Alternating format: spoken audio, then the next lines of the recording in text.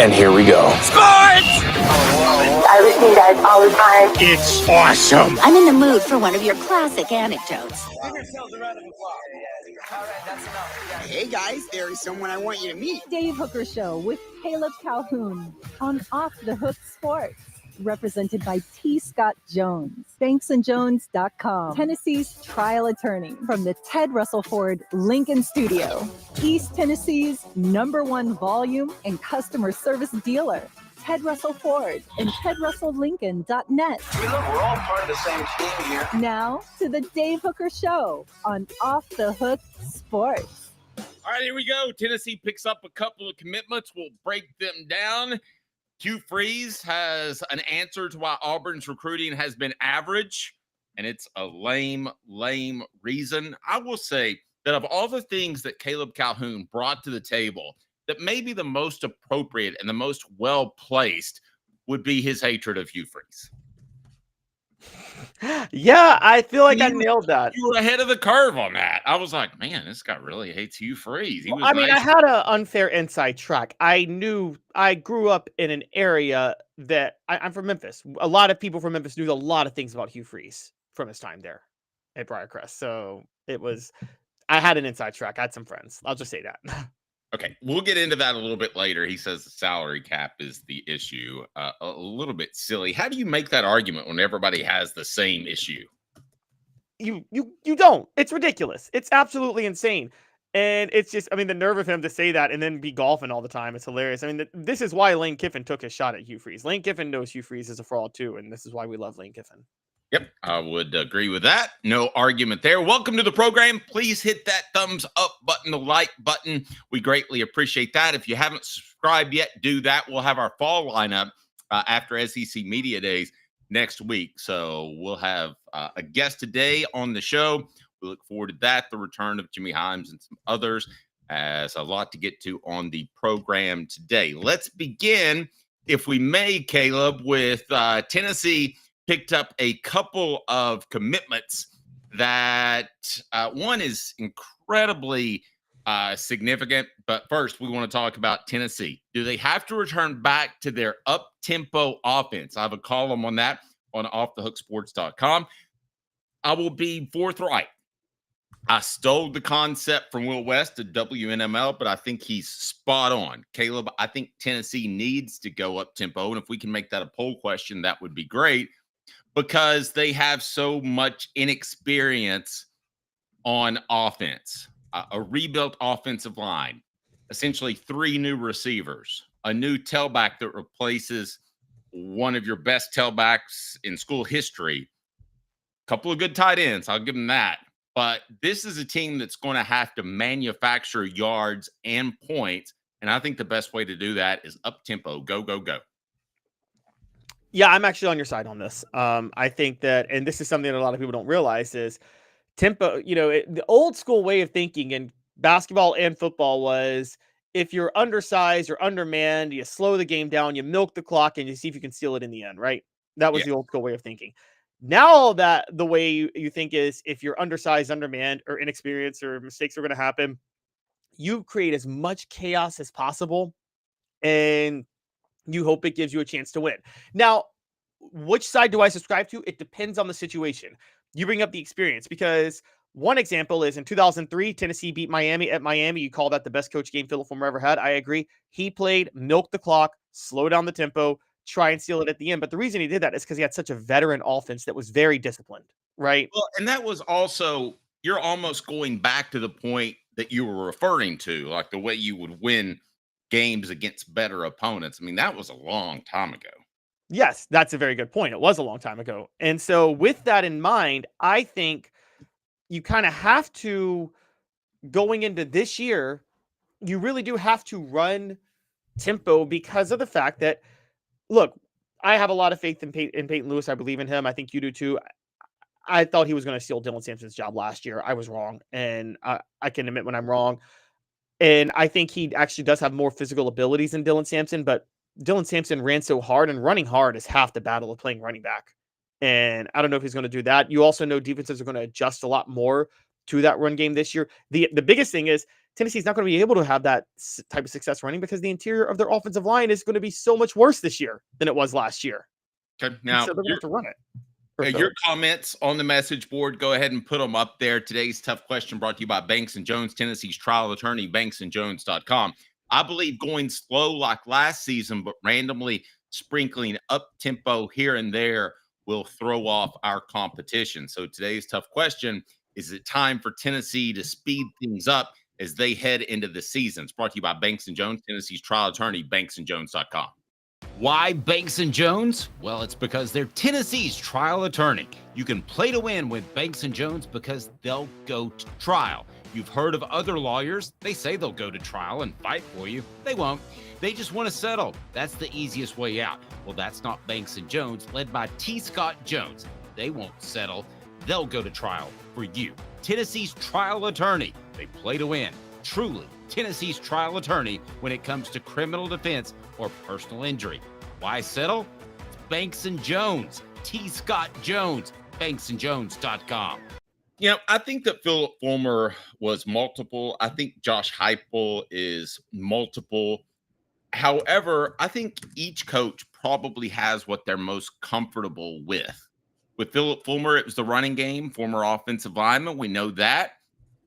I think with Josh Heupel, it is up tempo. He seemed a little miffed at times, and we thought it was quarterback play. We thought it was overall offensive play, but maybe it was just because he was not fielding a team he wanted to field, Caleb, because either Nico couldn't handle it or he didn't feel like he could handle it. Whatever the reason, Tennessee's offense didn't have the pop that it did in 2022. Yeah, no, I totally agree. And I think that part of that was, do you think it was a lack of faith in Nico, or do you think it was, I think it was a couple of things. I think he was very frustrated with the shell defenses that were being played. He knew his tackles were banged up, which hurt things. He knew Nico wasn't fully ready to just be that quick of a processor without the tackles fully healthy. And then you had the receivers, Brew McCoy in particular, unable to dictate coverage because the speed wasn't there. That messed up a lot of things. So I think Heupel willingly adjusted and went full on 12 personnel. But you're right. If you're Josh Heupel, let's put this out there. Josh Heupel plays or coaches football like we play Madden against the computer, right? We want to rack up as many stats for every one of our individuals as we possibly can, right? And we go as fast as possible. That's how Josh Heupel wants to coach a lot of times. I joke, one of the differences between, because everybody said he was the next Steve Spurrier, the difference between Josh Heupel and Steve Spurrier coaches like he's playing Madden against somebody, like somebody else who's really good. Josh Heupel coaches like he's playing Madden against the computer. He's like, let me get this guy this many yards, this guy this many yards. Yeah, like there's no recourse for the opponent because it's a computer. Whereas I can remember a couple of times playing Madden and I would get all serious and somebody, let's say, laid some extra points on me, then I would get serious. Adam says it's all about throwing the defense off at the end of the day. My biggest concern, I think, with this offense, or somebody that covers the team and tries to tell you what I honestly believe, is I think there's a chance that the offense went to Tampa, South Florida, with Alex Golesh. I'm not saying it's 100%. I'm not even saying it's a majority. But I think there is a chance he was the key to this offense. And it's not just up-tempo. It's utilizing the tight ends, especially in goal line, Caleb. And we just haven't seen that the previous couple of years. Was that quarterback play? Was that a new offensive coordinator? I don't know, but I don't have a lot of faith in Joey Halsey. No, I don't have any faith in Joey Halsey either at this point. I do think the reason we don't have faith in Joey Halsey, though, is not, or the reason I don't, I think we're looking at this wrong. I don't necessarily think it's because he's not able to run the tempo. I think it's because he's lacked the creativity that Alex Golesh had. I think the tempo was Heupel. Let's not forget, before Golesh worked under Heupel, Heupel was at UCF and Jeff Lebby was his offensive coordinator. He ran tempo then. When Heupel was at Missouri, he was the offensive coordinator. He ran tempo then. So it's Heupel's tempo. That part is Heupel's offense. The difference is, and you know this, Dave, you can have a system, whatever it is, that's fine. At the end of the day, most of the time against Alabama or Georgia, football is going to come down to what, 2 or 3 plays, and you don't know when they're going to happen, right? Mm-hmm. And most of the time, the difference in those 2 or 3 plays, that's where the scripted plays come in. the little bit of creativity in the first drive. And that's what Tennessee is missing with Halsley. But I think the reason they went slow and didn't have tempo the last 2 years, Joe Milton wasn't a good fit for the offense. Plus, Brew McCoy got hurt in 2023, and Cooper Mays was hurt. And then last year, I mean, all the different ways I talked about, there was a blueprint to slow down this offense at 3-3-5. By the way, we're not even talking about the fact that the injury rule, which has changed, thank God, that made things a lot harder. Teams just really start. I mean, Lane Kiffin basically openly was like, yes, I'm going to fake injuries. I'm allowed to do it. So stop me from doing it. And everybody followed suit. I'm sorry, Dylan, we've got to factor in anytime we try to speed up, a defender would take a dive as well. Hopefully that ends the season. For those that don't know, maybe they've been on summer vacation. How's that rule change this year? My understanding is if the training personnel has to come out, I believe it's like if the training personnel has to come out after the ball is spotted, you burn a timeout or you take a delay of game penalty. Now, the reason that works that way is if you're truly hurt, you're not going to go down. The problem was players were going down after the ball was spotted. So now players, if you're truly hurt, you'll stay down before the ball was spotted. So I think that's a really good way and effective way to do this. The other factor that I think you have to look at goalish in 2022 and you don't have now is the unique usage of tight ends. And it would be an absolute shame if Miles Kitzelman and Ethan Davis weren't utilized fully. However, you can't ask somebody to do what they can't do. Do you believe Josh Heupel can utilize the tight end in unique ways, especially close to the goal line, and create some plays with mismatches? Because Ethan Davis might be one of the best natural athletes on the team, given size-speed ratio. Do I think yes, he's done it before. Remember, he did it with Jacob Warren his first year at Tennessee. He used Jacob Warren a lot on the goal line, so a lot of credit to him on that. So he has done it before. I will say that. I'll also point out that Josh Heupel has not. Jacob Warren was probably the one true like mismatch red zone target he's ever had a tight end, right? The guy that like you can throw to him and no one can guard him. He's just that physically gifted to a certain degree. I thought that guy was more like Princeton Fant. Well, Princeton Fant was more the athlete tight end that stretches the field. Jacob Warren was like once you got to inside the 10-yard line, you might throw it up to him and see if he can catch it. I think they want to use more of that. Now, when we talk about the creativity of like what Dylan's saying, putting Princeton Fant at fullback and things like that, yeah, that's what Halsley's missing. That's a big part of what Halsley's missing. He wasn't. I mean, I don't know if people remember this. Alex Golesh, when he did that save and came out and said we had never seen a team line up under center before that the defense had that he had coached. So it just totally threw everybody off. Okay, if you're Josh Heupel and you're putting things together, how much are you weighing this new rule with the injury timeout? Because I have a feeling that first season out of the chute, this is going to be an absolute disaster. I don't know that it's going to help teams like Tennessee that run up tempo. I think you're going to have trainers running out there at weird times. I go back to, this is probably a little bit before your time, Caleb, but when they introduced the overtime rule, and there were a couple of games where it was a fiasco. It went like 8 overtimes, and you're like, this is going on way too long. I just don't know that if I'm Josh Heupel or a coach that likes to run tempo, I'm saying I trust the officials this season to get this new rule right, because they're not going to. Oh, no, they're not going to. But at the same time, I think more of anything, it's somewhat of a deterrent than anything. Like, I know people are going to disagree with me. I loved those old overtime rules. I don't mind the new ones. I know people hate it, but those old overtimes were, you covered that 6 overtime game with Arkansas, right? How epic was that? No, it was epic. And I think it's rather orchestrated to force somebody to go for a touchdown instead of kick a field goal. I think that's all a little silly. So if it were up to me, but you got to remember, it's my job to cover Tennessee. I don't care if it goes till 2 a.m. If it were up to me, it would be the old rules. I liked them too. Yeah, I did too. I mean, I get why you don't want it because it's so rough on the players. But I think, look, we're going to have to see how this works. This is the first year of it. There will probably be some manipulation, particularly from Lane Kiffin. but when there's manipulation, they'll tweak it afterward. And so they'll kind of figure out how those things play out. At the end of the day, a legitimate argument could be made that because there may not be an effective way to do the injuries. Dave, a legitimate argument could be made, and Tennessee fans, man, I want to hear this, but for safety purposes, it's not good for the sport to use tempo to your advantage, period, end of story. And maybe it's just not meant to be a tempo game the way Heupel and a bunch of other coaches have tried to make it to this. Ooh, that's it. That was the Nick Saban argument back in the day. Well, Greg Sankey's not going to change it though, or whoever the powers that be in college football. Why? Because Danny Watts said it. It's great marketing. Scoring a lot of points is fantastic marketing. Oh, it's a heck of a lot of fun. Yes. I mean, people don't want to acknowledge this, but I'd say up until the 90s, the scoring in football was not much different from the scoring in soccer, right? I mean, how often do you, yes, the points were higher, but how often do teams actually reach the end zone? You know what I mean? So I think now it's a lot more fun and a lot more exciting. Let's get back to Joey Halsey for a second. Adam brings up a good point. Halsey called games like he was afraid to lose the job if it was actually he and not Heupel making the calls.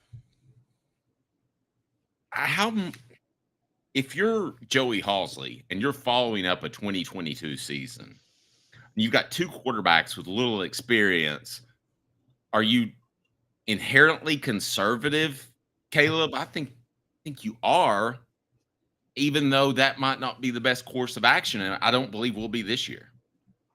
I think if you're Halsey, you were worried with Nico last year because you thought he was still developing. And look, we found out, I never took this into account when I watched this high school tape, I'll be honest. The thing I missed, and Dave, this is the one thing you can't measure this. Can you give me this part much? You can't measure this when you're scouting a quarterback in high school. You can't measure how well they process things and how quickly they make decisions. That's impossible to measure in high school. And what we found out is Nico's a slow decision maker. And you don't know that until you see them in the game. Joe Milton was a slow decision maker.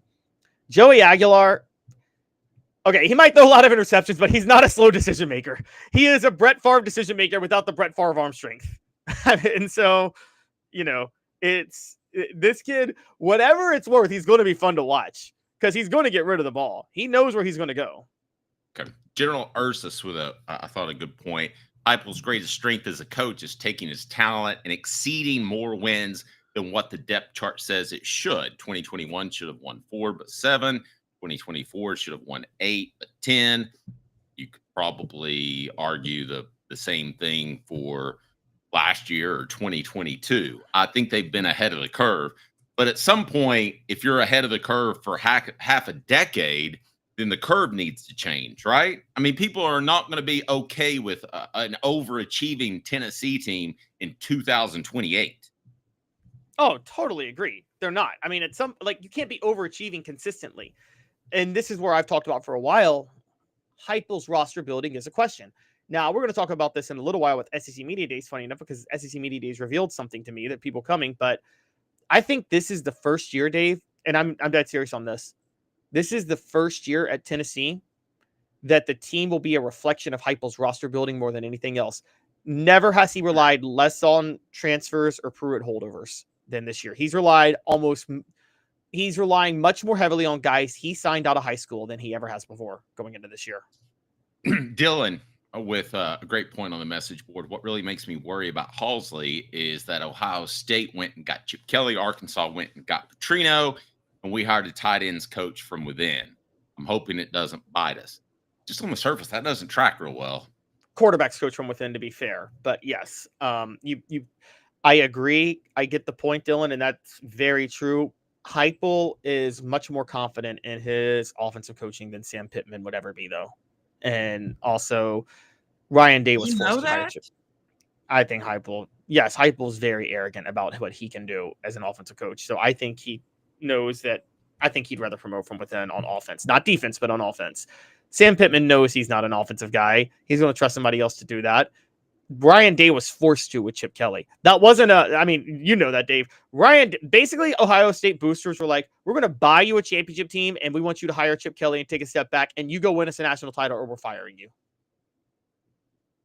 Well, I just, on the surface, to keep things in-house with an offensive coordinator and then have the offense struggled to some extent the previous 2 years, doesn't track real well. And if I'm Joey Halsley, I'm probably renting and not buying, because if things don't go well this year, then Josh Heupel has a natural out. I don't think he's at all on the hot seat. Okay. I think he could have Halsley as his offensive coordinator the next 2 years.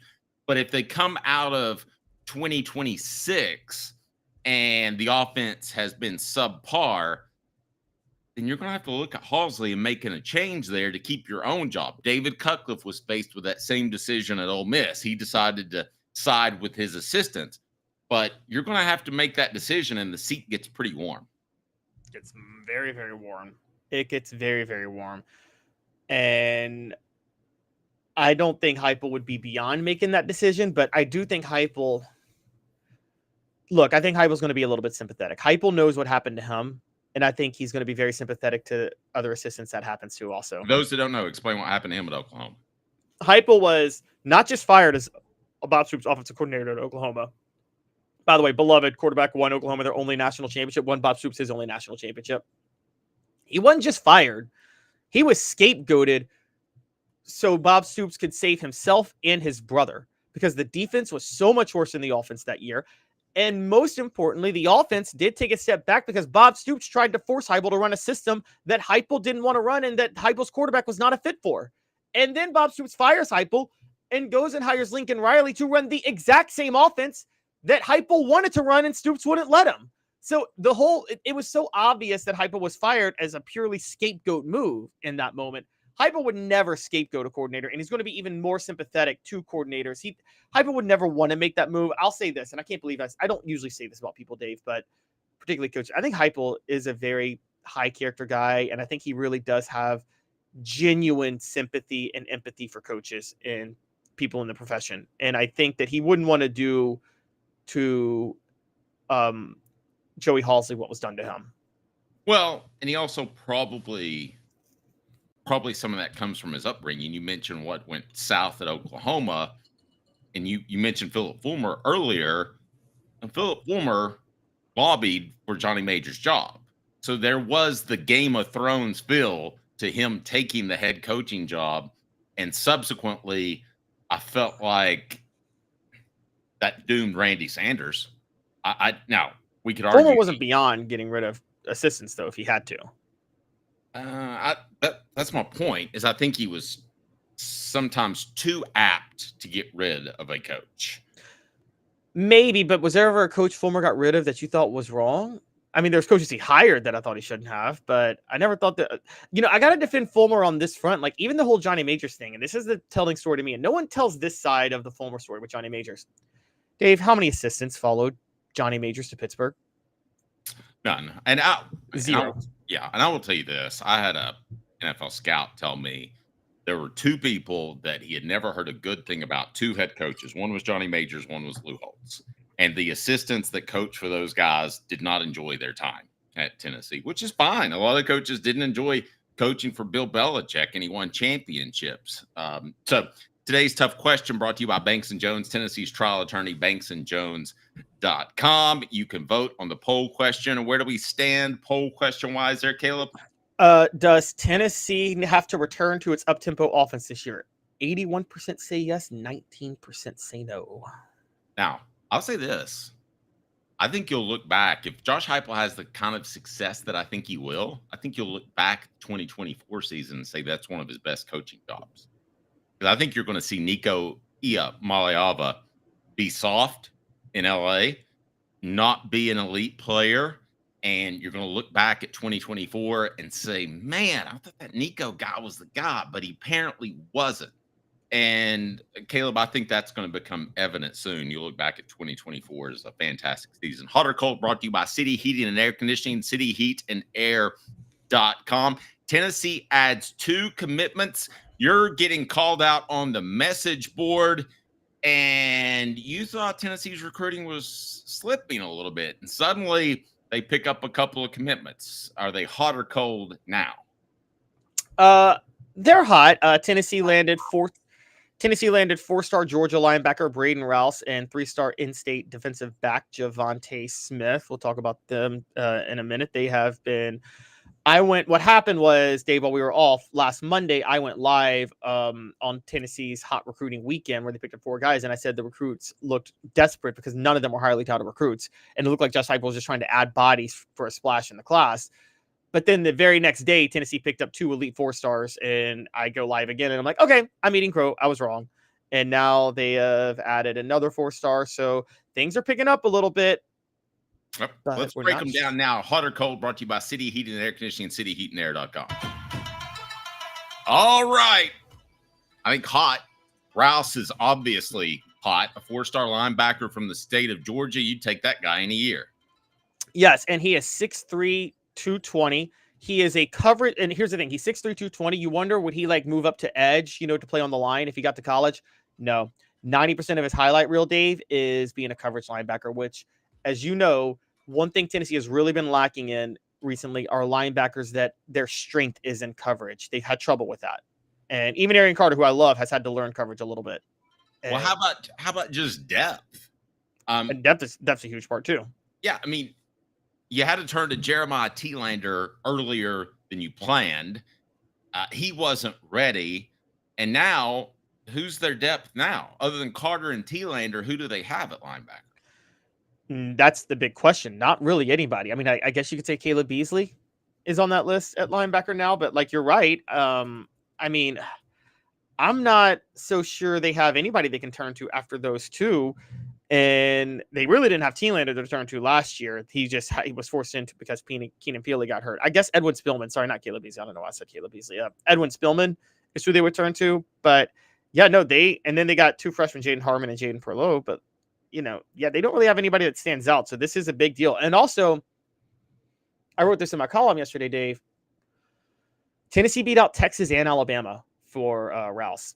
Beating out those guys is a big deal, right? That's hot. Yeah. I mean, that alone is enough for the win. I'm always looking for reasons to throw that in there.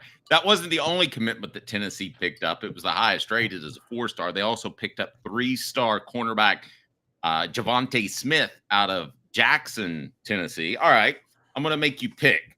He's barely among the top 1,000 prospects in the nation. Is Javonte Smith an in-state sympathy offer, or is he a legit player that's going to make an impact for the Vols on the field? I think he is just a body. I'm cold on him. I think it's a shot in the dark by Tim Binks and Willie Martinez, who take a lot of shots in the dark. I looked at Javonte Smith's highlight reel. He's an athlete.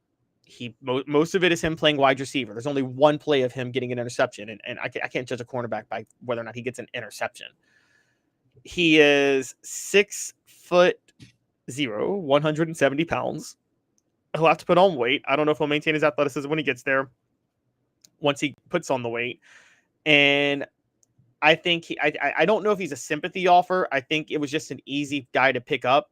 And they thought, okay, he has potential. Maybe he could work out into something. People are asking if I believe so much in West Tennessee prospects. I don't believe in Jackson prospects the way I do Knoxville and Chattanooga prospects. I've always talked about Knoxville and Chattanooga prospects, specifically overachieving. Jackson's hit or miss. Yes, Al Wilson came from Jackson, but so did Daniel Brooks. So, David on the message board says we're getting 4-star safety Joel Combe, according to Rivals today. That would be a big pickup as well. Paris? That's hot. Yeah, it is. By the way, saw an interesting clip of Howard Stern trying to cage Donald Trump in, talking about a 12-year-old Paris Hilton. That was uncomfortable for me and everybody involved. Well, I mean, I'm he was friends with Epstein, so, Yeah, that he walked in there at 12 years old. Who is that? Okay. That's hot. All righty. All right, let's continue to break down Tennessee's big recruiting day, 24 hours, whatever you want to call it. Caleb, Tennessee is now number 14th in the nation in terms of recruiting class. Seems like Tennessee under Heupel has always been in that 10 to 15 range. I don't know that they've broken into the top 10. Is that good enough? Is that hot or cold? Brought to you by City Heating and Air Conditioning, cityheatandair.com. I was asking you. Oh, I'm sorry. I thought you were playing the ad. I really apologize. I really apologize. Okay, so I knew you did by the way I said it. We'll go ahead and do that. We'll tell you whether or not this class is good enough to win championships or what it needs. It's Hot or Cold, brought to you by City Heating and Air Conditioning, cityheatandair.com. Hi, Mike Davis here with City Heating and Air, reminding you to always dare to compare. Our team provides quality local heating and air service, installation, and maintenance across East Tennessee. We use only the best equipment like American Standard heating and air conditioning for your residential, new construction, or commercial needs. Honesty, dependability, and customer satisfaction have been the cornerstones of our business since 1961. City Heat and Air. Dare to compare. Okay, let me ask you this question. We'll reset the poll question. Is Tennessee hot or cold in recruiting? I think you'd have to argue they're hot right now, but they need to get hotter. I've said this before. To win championships at Tennessee in particular, I can't even think of an exception off the top of my head. Maybe if there's an elite coach, elite offensive coach, I think you have that in Heupel, but I still think you have to have more talent. Hot or cold? This class currently at 14 is good enough to win championships. I think hot because of where the star power is in this class. The star power is Faison Brandon. And if you get the right quarterback in your class, I still maintain with the Heupel offense. If you find, and I don't think they should spend on finding the right quarterback because I think you and I both agree, Dave, it's really, really, really hard to just land the right quarterback that can carry a team, right? That's true. It's much easier to actually scout like talent everywhere else and then have a guy that can just run your system. But I think it's very, very, but if Faison Brandon is the right quarterback and every indication is that he is, well, then he can carry everybody else along with that recruiting class in Josh Heupel's system. I'll tell you what's nice is having a guy that I've been told is recruiting for Tennessee, and they didn't have that with Nico. I didn't, he was out in LA. He didn't seem to do a lot of recruiting for Tennessee. He didn't seem like a take charge type of guy in general, as evident by the way he left Tennessee. I think when all's said and done, and I hinted at this in the last segment, you're going to look back at the Nico era and say, wow, man, it's a good thing he went to UCLA. Tennessee dodged a bullet there. I think so too. I definitely think so too. And I think that it was more, you're right. It was somewhat about the leadership and things like that. And every sign is that Faison, everything I hyped Nico to be, every sign is that Faison will be. Great point, General Ursus, who said it. I think Faison is on track. According to reports, Faison could be on track to be everything Nico was. So I think with the hype behind that, I think Faison is the face of that class, can carry the rest of it. I think he can too. I think just a little bit of recruiting, being in the North Carolina area, should be pretty easy for him. Make a couple of phone calls and bam, you're good. I think with Nico in LA, it was always a little bit hit or miss. And I think at some point, based off what I've been told, that Tennessee's coaches got a feel for Nico was not the best fit. And they made the offense more conservative. I don't think that made the Iamaleava's family very happy. That meant fewer opportunities, and suddenly the whole thing melts down. You don't have this if you don't have the new transfer rule. Well, relatively new, 5 years old. You don't have this situation if you have the new transfer rule, but I think you're better off going ahead and cutting bait with a guy that you don't think's a perfect fit, if that's the case. No, I agree. I want to address the message real quick because everybody's talking about West Tennessee prospects panning out. I agree, guys. They panned out, and Jackson's had a lot of prospects. But, guys, everybody you named was a highly touted recruit, not Javonte Smith, who was not a highly touted recruit. Right. Ryan says Nico, in hindsight, was the worst recruit and investment Tennessee has ever made. The worst since Dave Clawson. Yeah, that's true. Dave Clawson was a bad one. And you mentioned a couple of guys that Philip Fulmer did keep around. Larry Slade, defensive backs coach, receiver coach Pat Washington. Those guys should have been gone. He did. He kept them around too long. Getting back to this class, I wanted to see hot or cold on the defense. What are your thoughts on the fact that Tennessee's loading up on defense this class? 13 of 19 commitments are on defense. I don't think I I've covered recruiting a long time. I will bet you it ends up at 12 or 13 of the 25 commitments are on offense, 12 or 13 are on defense. So you don't think this is representative of anything right now? 13 of 19 on defense? Let's see where it shakes out. Would you feel the same way if they picked up 6 offensive commitments and it's 13 of 25? No, but 10 of the but they've picked up so many defensive recently, and I feel like I feel like there's a focus on getting more depth on defense, which is interesting to me. No, I could see that. And let's look at Tennessee's offense for a second. With the exception of Miles Kitzelman and Joey Aguilar, Tennessee should be very experienced coming into the 2026 season. We don't need to get a year ahead. 2025 is right around the corner. But a rebuilt offensive line with some youth, a young receiver core. You will have, oh my goodness, his name suddenly escaped me. Other tight end, Ethan Davis. Ethan Davis, yeah. I mean, you have a very young team on offense this year. You could be experienced and talented in 2026. Oh, I agree. I think that's why they're going more for defense this time, is for depth. And now let me address what everybody's calling me out for, because I've talked about their players Getting and too sensitive. I'm saying Heupel was getting desperate. Tennessee has added 10 new players in the past 12 days. But Dave, only 3 of them are 4-star recruits or higher. Are you hot or cold on that? I'll say I'm cold. However, that being said, I think it's pretty easy nowadays. College recruiting used to have this gentleman's code, Caleb, back when I was a young guy your age covering it, and you didn't pull a scholarship. I'm going to go ahead and tell you, if Tennessee comes across 5-star defensive backs, they're going to cut bait with Javonte Smith. I don't care if he's in state or not. Yeah, so you're on my side. Is this Heupel getting desperate because they were outside of the top 60, and then they added 10 guys in 12 days, almost all 3-stars? Was Heupel just trying to add a bunch of bodies to push up the recruiting class rankings? I don't think so. I think it's just the timing. I think he also prides himself in talent evaluation, even though I may not think that's his best skill. I think it's putting together an offense. But no, I don't raise the red flag on that, because what I alluded to earlier, they can cut bait with Javonte Smith. They can make a change. And even nowadays, it's even more flexible, Caleb. The guys could show up on campus and you could run them off.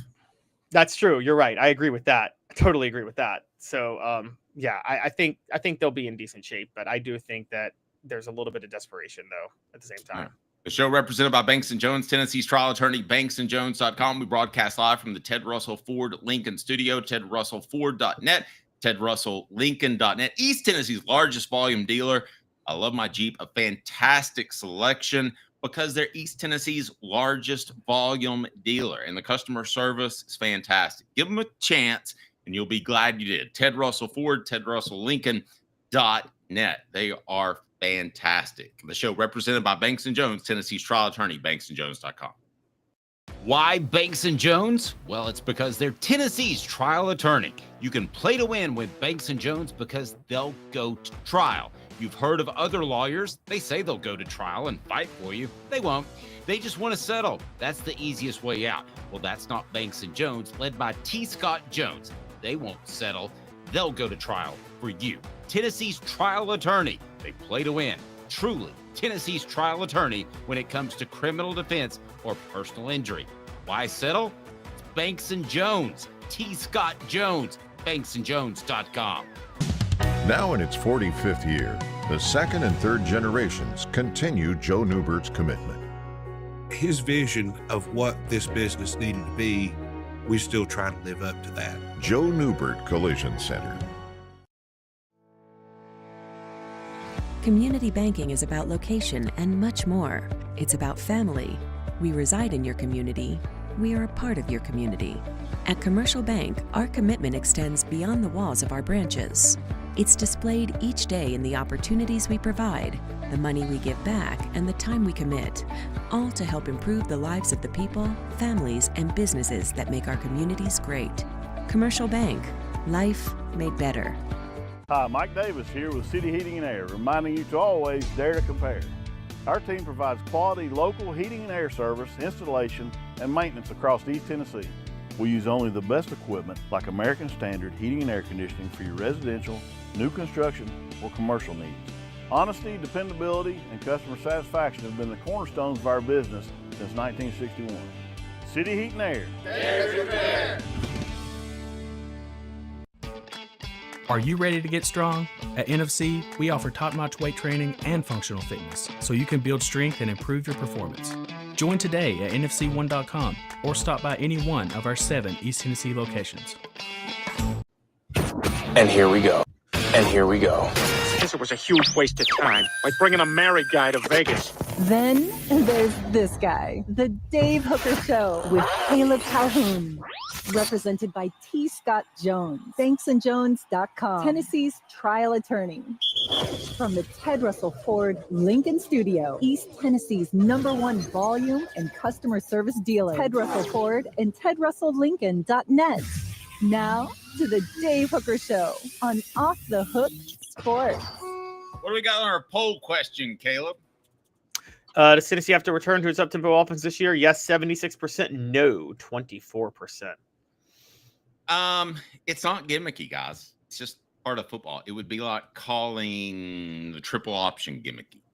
Maybe when somebody first saw it, it was gimmicky, but it quickly became a staple of football. This up-tempo style that Josh Heupel's running, that Steve Sarkisian is running, that they're running at TCU, they're running at Ohio State.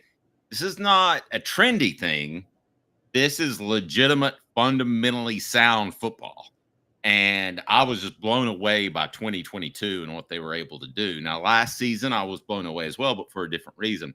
I thought that Josh Heupel did a fantastic job of adjusting to his talent and a quarterback that wasn't ready. I think you're going to look back at 2024, and I'll go on record as saying this. It was the Nico year. Had the bump in the road. It was that Nico guy. It was good to get him out of here. I think that's where you're going to be in 3 to 4 years. Yeah, I disagree. I still maintain I think Nico would have been better for Tennessee this year than Joey Aguilar will be. But I agree with that. Yeah, but I just think Joey Aguilar will be better than Nico was last year because because you had Milton the year before too with the bump in the road. So yeah, but Milton was a big bump in the road. This day in Tennessee sports history is brought to you by Sports Treasures. Over 5 million sports treasures in North Knoxville. Let's do it now. This day in Tennessee sports history. It's cool, baby. It's cool. Now you know, and knowing is half the battle. The Dave Hooker Show with Caleb Calhoun.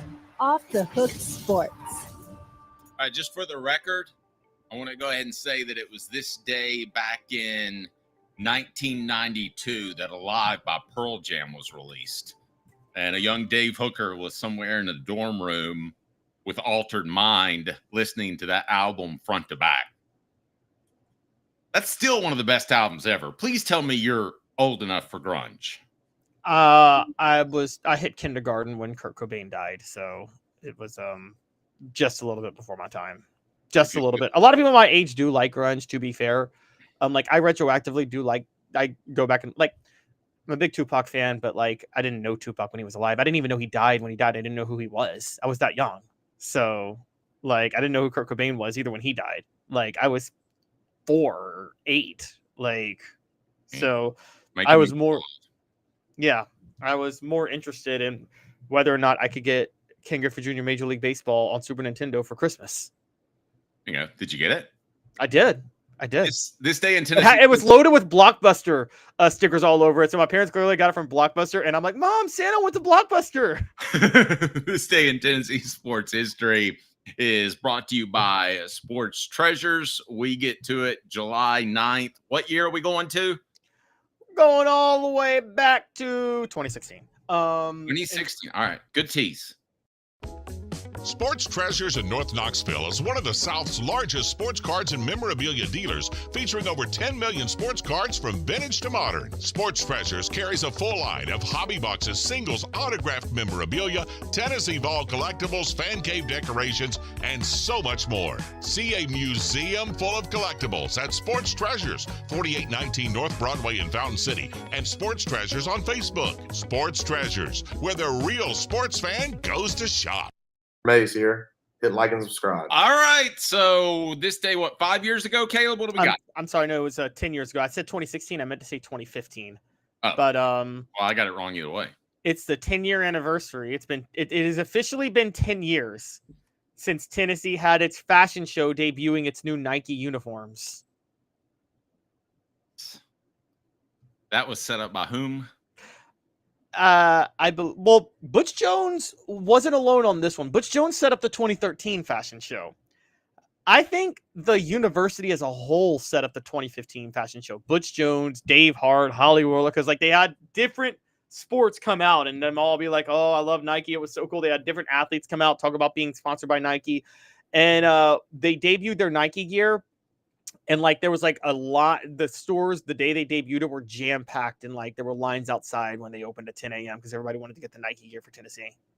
All right, here we go. A lot of comments on Pearl Jam, which their drummer quit. Did you hear about that? I did not. Just up and bolted. Now they're suing him. Thing went south pretty quickly. All right, on the program today, we'll get to stat of the day.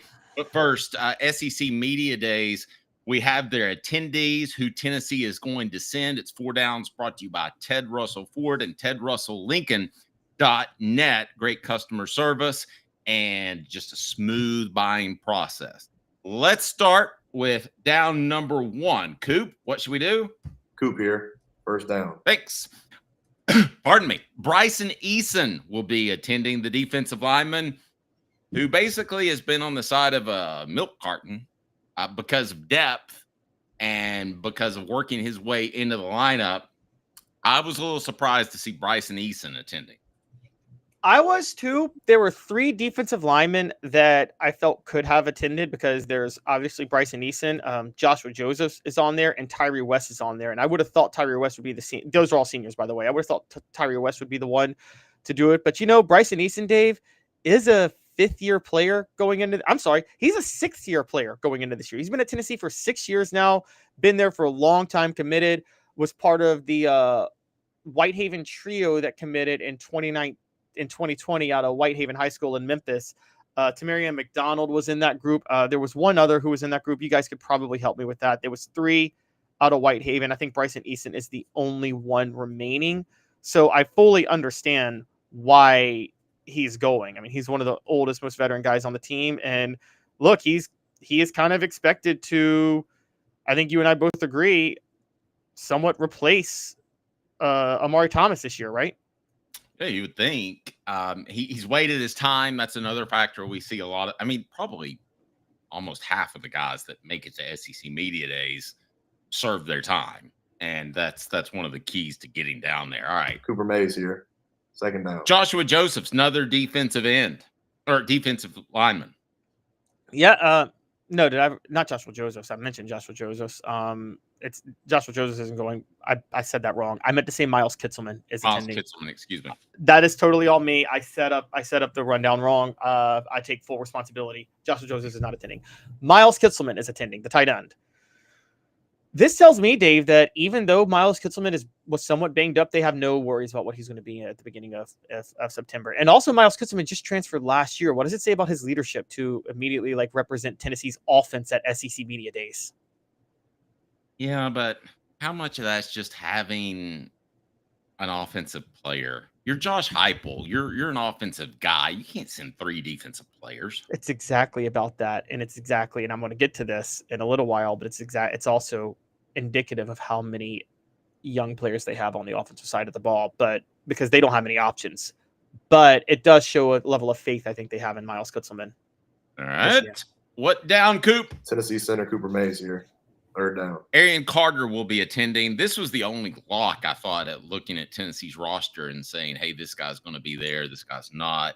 I thought Aaron Carter was a lock to be there. Whatever you think of Aaron Carter to this point, go ahead and give him another full letter grade, because he's had to pick up the offense and calling the plays for Keenan Pili, who was injured early the past 2 seasons. Aaron Carter has had to play hamstrung essentially, and he's still been a standout player. Caleb, he will be a good representation for Tennessee, and I think with a solid middle linebacker in Jeremiah Thielander instead of Pili in retrospect, I think that you will see Aaron Carter become a superstar this year. What does it say about Aaron Carter? And this is an honest question. You ready for this stat, Dave? It's not stat of the day, but here's an interesting stat. You ready for this? Yes. Aaron Carter is the first player to represent Tennessee at SEC Media Days who is not at least a 4-year player since Marquez Callaway in 2018. There's a name going back. Now, he's not the first junior since then, because Jared Garantano represented Tennessee at Media Days in 2019, but Jared Garantano was a redshirt junior, so he was entering his 4th year. Aaron Carter's a true junior. He's entering his 3rd year. You know how rare it is for a player like him to represent Tennessee as always, and this isn't even a Heupel thing.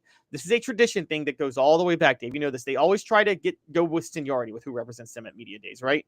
Yes. And so to go with Aaron Carter, a true junior, that says a lot about Aaron Carter and his leadership abilities. And by the way, when Pruitt did that with Callaway, that's because that Tennessee team had nobody. That he took over for the worst team in Tennessee football history under Butch Jones, and Callaway was one of the few players that was decent that year. So he didn't have a choice.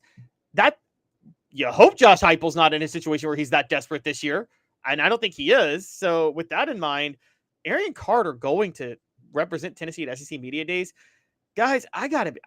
Dave, you called this early. I'm kind of coming more to your side.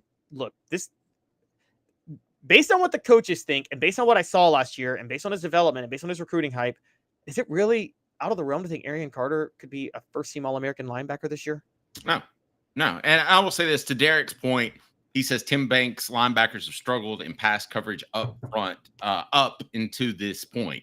They have, but Caleb, they've been kicked in the lower level in September or August the past 2 years with Keenan Pili. When you put all those plans, I know you want to build depth, but I will cut some coaches some slack for that, because you're taking over a program that has a lack of depth already, and then you're suffering an injury at one of your key positions for one of your key leaders.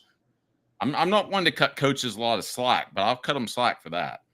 No, I totally agree. I will absolutely cut him slack on that one. And I'll particularly cut the linebacker slack because, well, two points. We got to cut Tim Banks slack because before Pili, Thielander, and Carter, Dave, you and I both know he didn't have any linebackers who could play in coverage. Okay, this is why it's so funny for Jeremy Banks to actually be an attitude problem guy. Jeremy, you aren't good enough, Jeremy Banks, to be an attitude guy, okay? Because you couldn't play in coverage worth a you-know-what. And Aaron Beasley was too small to play linebacker in the SEC, and that's who Tennessee was having to deal with the first couple of years there. They get Aaron Carter, they get Jeremiah Thielander, they're developing, they sign Keenan Pili. But yeah, that was a long rebuilding process. We keep forgetting. We forget because of the early success Tennessee had. Guys, there are positions that after Jeremy Pruitt departed that were just gutted at Tennessee. Mm-hmm. And they were mostly on the back end of defense. Linebacker was certainly one. It was obvious when you watched Aaron Carter early on that he was a step above, and they needed at least 2, if not 3 guys like him. 4 Downs brought to you by our friends at Ted Russell Ford and TedRussellLincoln.net. Best buying process, East Tennessee's largest volume dealer. They have your next vehicle at Ted Russell Ford, Ted Russell Lincoln. You can go to Ted Russell Ford, TedRussellLincoln.net, or you can go to Parkside Drive or Kingston Pike.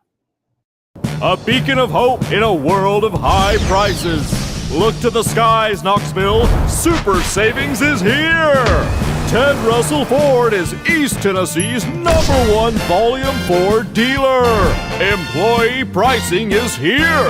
You pay what we pay on all new Ford models. Come see the super dealer today at either Ted Russell Ford location, Parkside Drive, or Kingston Pike. All right, lastly, in terms of leadership, we'll go a 5th down here. This is 4th down. You're right. This is. You got 4th? Oh, hold on. All SEC center Cooper Mays here.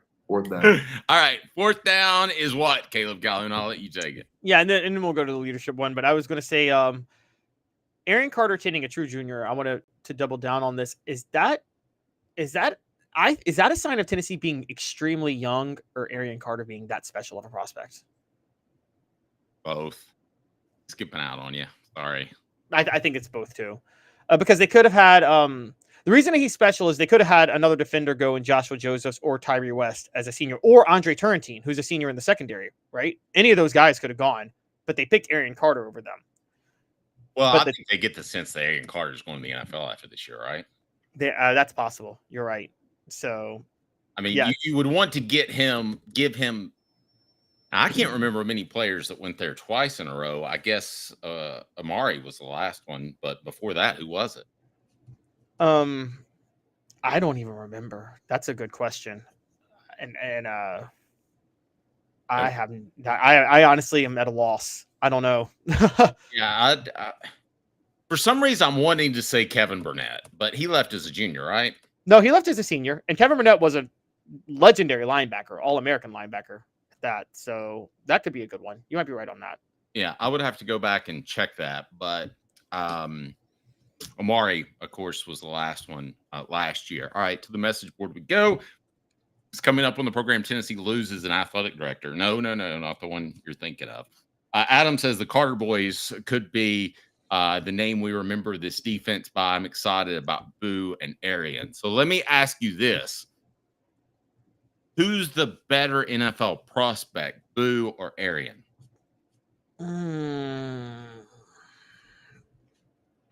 Between the two of them, man, that's tough. I think it's easy. I think the best prospect is Boo Carter. I think the best player, and will be the best player in college, is Arian Carter. The reason I say that is because they're toying around with playing Boo on offense, which you and I disagree on. And I just think it slows his growth as a star player. I also think that Arian Carter can probably have more of an impact than a guy who's playing nickel.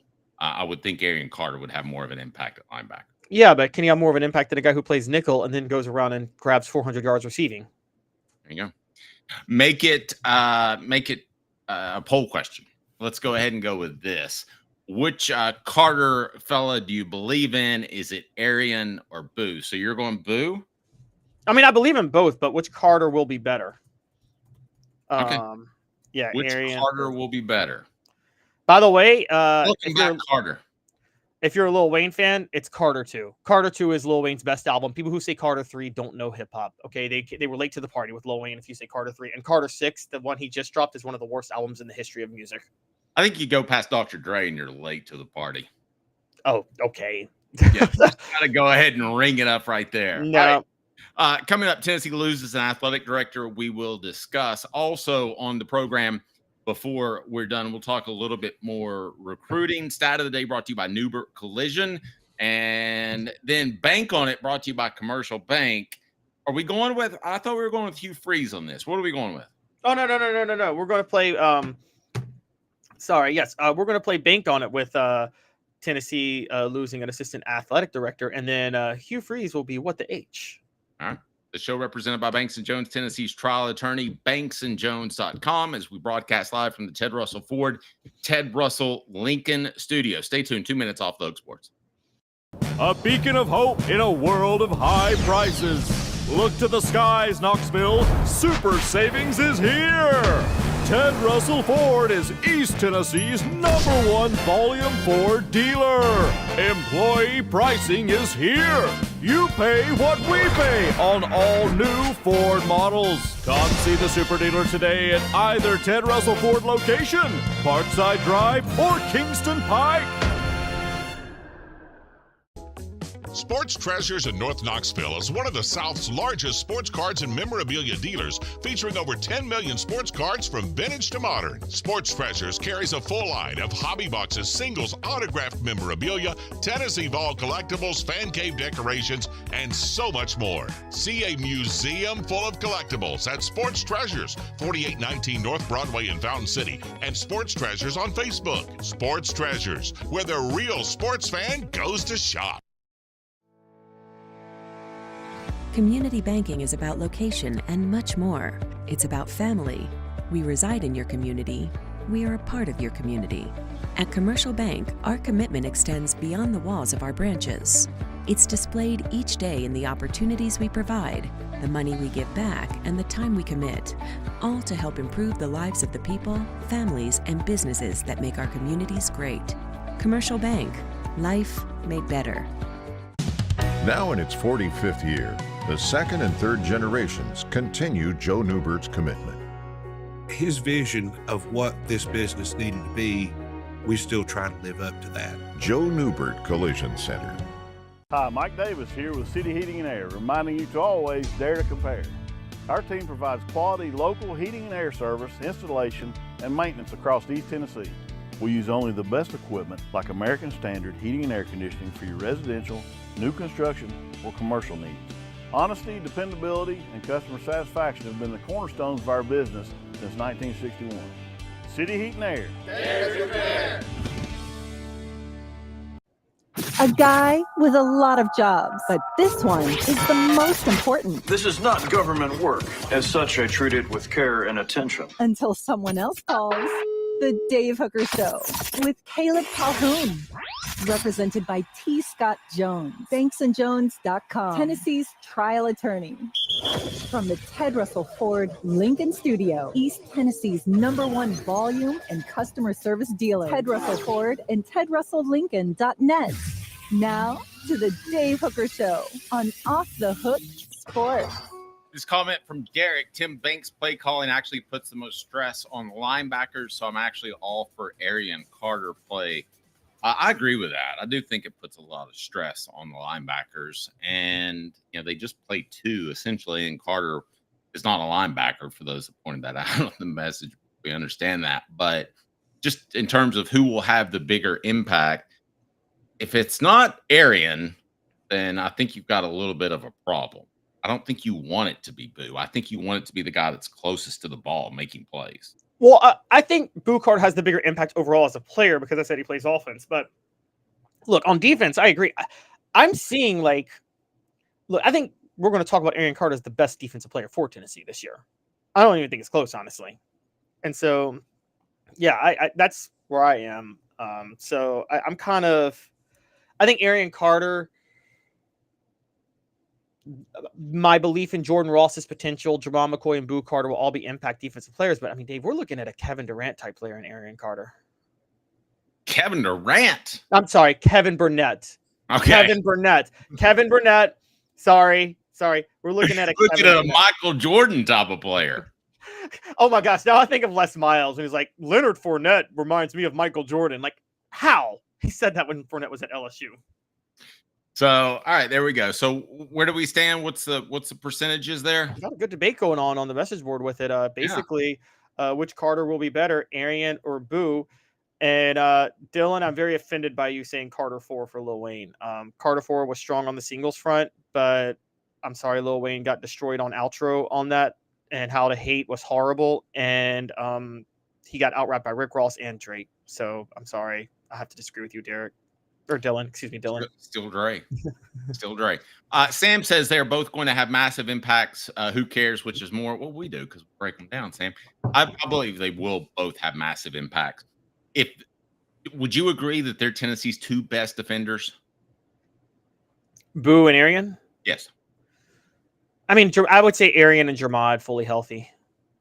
Okay. Well, I was going Jermod not fully healthy, but just in terms of, I don't even know. I think there's a fall off. If you want to include McCoy in the top 3, you can, but I think there's a fall off in terms of the best talent on defense to the next level of guys. Not unless Jordan Ross emerges the way I think he will. Okay. because he's got a rare talent. By the way, I think it was a slip of the tongue. I think you accidentally said Vol off, which is kind of awesome because that's kind of funny. That should be a title of Tennessee's fall from grace in the 2010s. Vol off.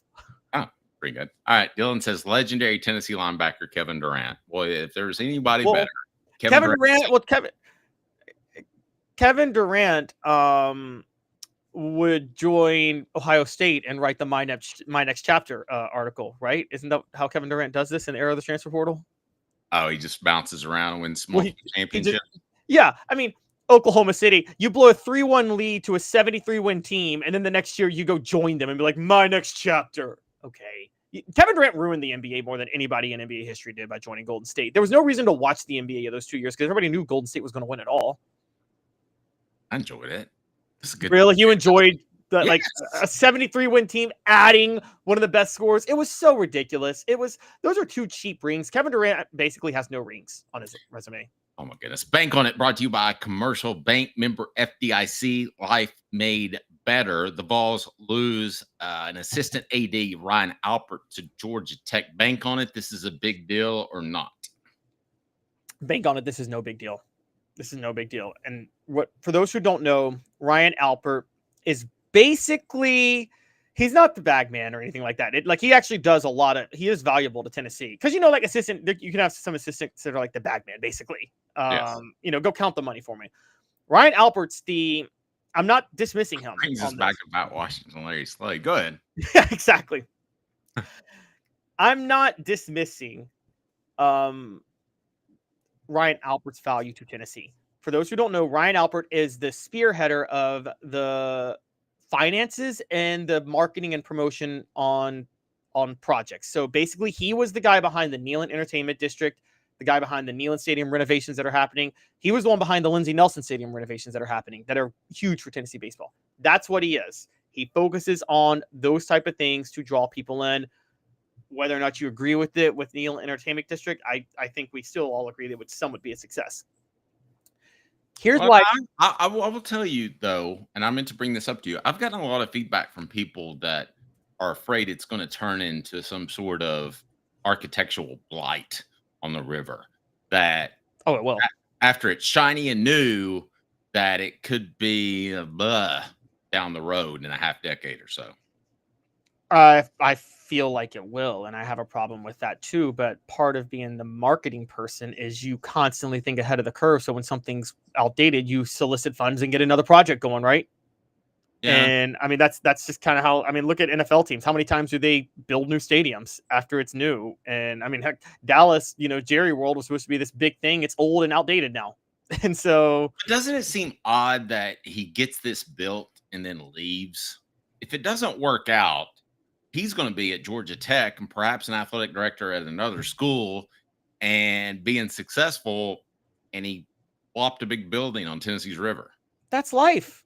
That's life. I mean, so, a lot of people out and leave after they screw something up, and they're not there to take the blame for it. I mean, Urban Meyer up and left Florida and left Will Muschamp to clean up the biggest mess in the world when Muschamp got there. I mean, that's just how things work. I think that, look, I know this. I'll say this from a personal level. I know some of his work because when he was back in the day, I'm like I've told you guys, I'm from Memphis. He was actually at Memphis getting his master's and was actually interning and kind of working as an assistant, growing through the athletic department program. Was very, very big on helping to reinvent Memphis and the football program and how they promoted themselves. And he's a big reason why the program is much more successful as a small level program to this day. He knows how to promote things. He knows how to market things. Here's why it's not a big deal. If you look at Danny White's track record as an athletic director, one, Danny White's the best hirer in the business. He's going to find somebody that can do this right. Two, everywhere Danny White's been, people have been ahead of the curve in terms of promotion and marketing and projects. Danny White created at UCF, they created, Dave, a lazy pool in a swimming area for fans who want to go to the football game. You can literally go swimming like during the game and watch the game now. Like, Danny White is so ahead of the curve on this stuff, and it doesn't matter it doesn't matter who the marketing director is. now, or who his deputy AD is. Now, I don't think he's really involved in that. I think Danny White likes to do the hiring. He focuses on the hiring and embracing traditions and knowing when to be ahead of the curve on things. I think Danny White, the hirer, though, is always going to find somebody that can do what Ryan Alpert did at Tennessee. I tend to agree with that. I think it's more White, and I think he'll be okay. I just when I look at the Neland Entertainment District, I have been surprised recently, and perhaps it came up by Alpert leaving and that being the news. But some people who have mentioned they're not excited about the Neland Entertainment District. Let's ask that as a poll question.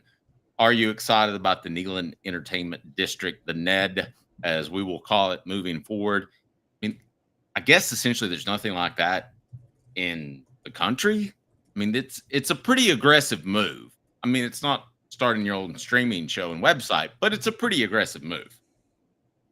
Yeah, no, it is. It's very much an aggressive move. And let me say, I'm going to say, yes, it's going to be lit, or no architectural eyesore. All right. Dylan says, I just wish he'd stop trying to create his own Dannyland. That's cool at UCF where they don't have the deep tradition, but here it'll just look tacky in less than 5 years. I got to be honest with you. I'm Dylan on this. Okay. So here's the look. Danny White, he went from Buffalo in New York to UCF. So this is the first school, Tennessee, where he's having to be ahead of the curve marketing. But one of the things Danny White pointed out at Tennessee, and he's right about this, he said where Tennessee's different from Alabama or some of the other blue bloods in college football, Dave, is the tradition of Tennessee more than the other schools has been to break tradition. True. And that is a no. And he pointed out, I mean, that's why he put the statues of T. Martin, Jackie Walker, Lester McLean, and Condra Holloway in front of Neland. He's trying to drive home a point. He's saying Tennessee was the school that was the trendsetter on civil rights and having black athletes play for them.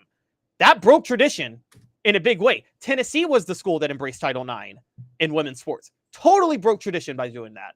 And his point is, a big part of Tennessee tradition is being the school that breaks tradition and sets the trend. Now, will Neland Entertainment District be a trend? I'm with you. I don't think so. Here, let me point this out. I don't have a problem with the entertainment district per se.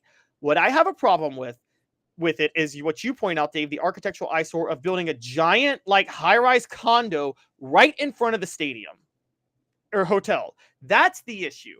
Is you've done that walk from Thompson Bowling over to Neland. It is kind of an eyesore right now, right? I mean, something did need to be done about that, like when you're in it, but you didn't need to.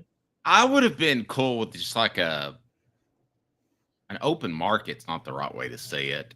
Timothy says, and thanks for the super chat, that goes to Quincy Calhoun's college fund as long as the hotel isn't expensive. Oh, it's going to be expensive. Oh, yeah. See, and Adam says it right. Adam says I could roll with the shopping. The hotel doesn't make any sense. The hotel makes sense. It doesn't make sense where it is. I don't like where the hotel is. And I am with you guys on that. Now, I will say this. Neland facing the river is great. It's beautiful. And I don't like that it's going to be obstructed. Thompson Bowling, one of the things you can't get around, Dave, is that Thompson Bowling's an eyesore no matter what. Yes. It's just an ugly building. It's a hideous looking building on the outside. It's a copy of Rupp. I don't know if you've been to Lexington, but they essentially just copied Rupp. Oh, I did not know that. I know they had Rupp in mind when they built it. They've always tried to make sure it had more seats than Rupp. Funny enough. Maybe copy's a little strong, but you definitely get the feeling when you go to Rupp that it's a lot like Thompson Bowling Arena or vice versa. Yeah, I could see that. I could absolutely see that. And so when you think about that, the concept of the Neland Entertainment District wasn't the problem. The only problem is that the hotel is going to obstruct the view from Neland when you're crossing the river. And I don't like that. I think you shouldn't do that. That's a tradition you should keep. But having something there from Thompson Bowling over down to Neland and having a bunch of people packed into that area, I think that's actually kind of cool. I think that's actually pretty epic. I just don't like Neland being obstructed by the hotel. And yeah, there's a little time. I don't think they've broken ground on it yet. So maybe they'll change that. I don't think so. I would have preferred like an open air market with no high rise, an opportunity to have anticipation type of drills. Yeah, I don't know. Maybe I'm not as big time as Alpert and Danny White, but it seems to me to be a little bit too much. Dylan says, can't wait to go to the Pilot Casino in the quick trip floor of the Chester Cheetos Hotel in the Neland Entertainment District, brought to you by Netflix. That's pretty good. The show represented by Banks & Jones, Tennessee's trial attorney, banksandjones.com, as we broadcast live from the TedRussellFord.net studios, TedRussellFord.net, TedRussellLincoln.net. Incredible buying experience there. Does the NED, let's call it the NED from now on, the Neland Entertainment District, does it have an impact on the field? Because we talk about facilities, and there was a time probably in the late 90s, early 2000s, in which some programs were woefully behind in terms of facilities. You would go to, say, South Carolina, and you're like, man, they're nowhere close to Tennessee. And they're nowhere close to, and then Alabama was actually a little bit behind, and then they closed in their end, and I think Georgia has plans to do the same. But my question with the NED, does it help in recruiting at all? I mean, do you know? Because here's if you're a 4-star prospect and you look at this on TV and you think, I can play in front of that, because they're going to have the big sweeping camera shots. I actually think it could help in recruiting a little bit. Not enough to do it, but I think it could. Maybe, but I think this is more about, this will help in money. Like, this is going to generate a lot of money because this is completely owned by the university, right? Yes. So they're going to rake in some cash on this. But the hotel, but yeah, so they're going to, the reason I don't think it'll help recruiting is because, like, the players aren't going to be a part of this because they'll be having to focus on the game that day. It's not like they're going to be hanging out at NED. Do you want your players hanging out at NED before kickoff? Well, no, I'm talking about you're sitting at home and you're a prospect and you're watching the big sweeping camera shots. Yeah, but do players think about that stuff? Because it's like, you're not going to be a part of that. You're going to be in the locker room preparing for the game. I just think in general, I think you're underestimating. Listen, I'm not a fan of the NED either, but I think you're underestimating the impact it could have and the visual it's going to provide. Maybe okay, but I think the visual could hurt from this. I think the biggest thing that the visual of Neland Stadium always provided was seeing the stadium from across the river with the mountains in the backdrop, and you see all that orange and white. It's so beautiful. I think the hotel will obstruct that. So my issue is the hotel. But again, I can't blame. I fully can't. Let's be fair to Ryan Alpert on this, who's going to Georgia Tech, and Danny White. Dave, they work with a lot of people with deep Tennessee ties. If those people with the ties, the boosters or whoever, and the people in the administration wanted to, they could have explained to them more about the tradition and the importance of Neland facing the river.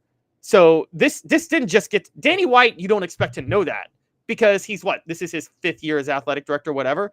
You expect some boosters with deep ties to know that. I think there's some people involved that saw dollar signs and didn't mind it going up right there. I have no reason to believe that Ryan Alpert or Danny White are adherent to Tennessee's traditions that they have on campus. To me, their job is to make money.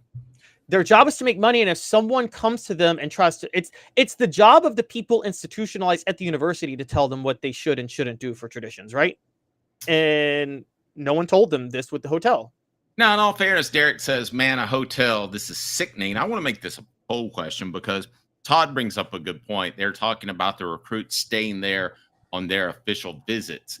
So now they would stay close to the strip or with other players, or there's a number of things. But I will say this, and I hadn't thought about this. Great point, Todd, is that waking up and you're a couple of blocks from the stadium and you're a prospect and you walk over there and it's nice and easy. You don't have to worry about parking. That could be a factor in recruiting with parents and players and prospects. Okay, but why not? I'm not even opposed to the high-rise hotel. But Dave, why not put it next to Thompson Bowling instead of Neland? I don't care if Thompson Bowling's obstructed from the river, but why put it in front of Neland Stadium is the issue. I mean, that's Pseudo Sham brought it up. I hear people rave about the Braves Entertainment District. I think it's the same thing. To some extent, Knoxville has always been a city that wanted to be Atlanta, right? No, I agree. All right, so let me ask you this. Let's do it from the perspective of the other side, from a bank on it perspective. Bank on it, did Georgia Tech make the right hire? Or is Ryan Alpert just a money guy? No, I think they made the right hire. He is just a money guy, but I think they might made the right hire. Okay, so bank on it. I'm going to say Georgia Tech made the right hire too. All right, Bank on It brought to you by Commercial Bank. Timothy Super Chat up next. Bank on It brought to you by Commercial Bank. Member FDIC, life made better. Commercial Bank is your neighborhood bank. What makes us different from other banks? We understand that every customer has unique opportunities, challenges, and financial concerns. We don't expect you to fit into the same box as the next person or business.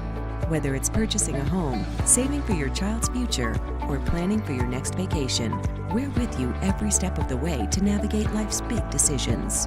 Commercial Bank. Life made better.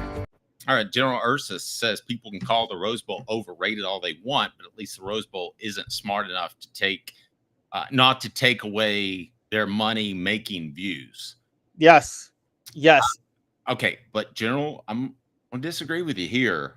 I think you're going to see a gorgeous landscape, and you're going to have the cameras on the ropes or however they do it. I think it's going to look really impressive. Now, my question is, what does it look like 5 years from now? Do you think Ryan Alpert is a guy that wasn't thinking 5 years from now when he did this? Hell no. I mean, well, why would he care? His job is to make money for the university, and it got him a promotion to Georgia Tech. I assume that he's going to make more money, right? I mean, this is a hire away situation. This is but here's the thing. If you're good at your job, though, what you do is the minute something does become stale, you do something else fresh, and you solicit more money. And also theoretically, I mean, this is how developers think. You make the money you can, and then you use that money to invest in something else, and then you make money from that, and then you just keep going, right? And I mean, they expect us to build a profit. So, let's see. How about this? Are you all Ned or not? I'll let you factor it out and how you want to put the question on the YouTube channel. Dylan says, I think it's a quick cash grab. Long term, this will be a nightmare. Need I remind everyone, we still have troughs in Neland Stadium. Imagine an entire hotel in 20 or 30 years. Do they still have troughs in Neland Stadium? I thought they got rid of those. I guess. I don't know. But I already have it up basically, and people are saying, yes, it's going to be lit at 74%. I mean, it's the same when we talked about this a couple of months ago when it first came out. Like it's basically the same concept. It's going to be lit, but the hotel is the problem. All right. So let's go to Ashley's comment on the message board. But will the hotel provide a few spaces to add to the stadium without adding more skyboxes to the stadium? I don't know where they can put more skyboxes. I mean, I will tell you what they're likely to do. They're likely to take away media. Yeah. That's what they've done in Thompson-Boling Arena. They moved, you used to be on the sideline, and it was fantastic. I'd never missed a game because you could hear so much more being right there next to the court. And now they're in the end, like 5 rows up. That's what they'll eventually do to the media in the stadium. So what will be the task of the next marketing person that takes over for Ryan Alpert? They're going to have to figure out something to keep this thing fresh after 5 years. Let's keep the homeless people away from the Ned. Let's ask this question. What'll it be, though? What'll it be? The next marketing move. I like it. The show represented by Banks & Jones, Tennessee's trial attorney, banksandjones.com. 2 minutes then coming up on the program. You are not going to believe what Hugh Freeze had to say. I know most of you are Tennessee fans, but you've got to hear this because this is officially the cardinal sin of public comments when it comes to recruiting. Hugh Freeze committed it. If your coach is committing this cardinal sin, then you need to get rid of your coach. And Hugh, I'm talking to you. It's a new year, a new day, and Ted Russell Lincoln has an exciting new offer to share.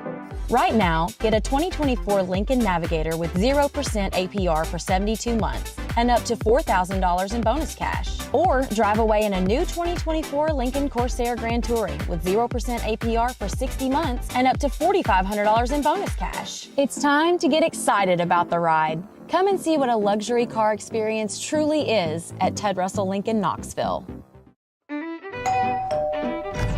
Hello, ma'am. Here to look at that plumbing problem? Oh boy. Yep. You're gonna need a whole new sink. If this toilet is no good, you're gonna need a new one ASAP. You are not gonna believe this.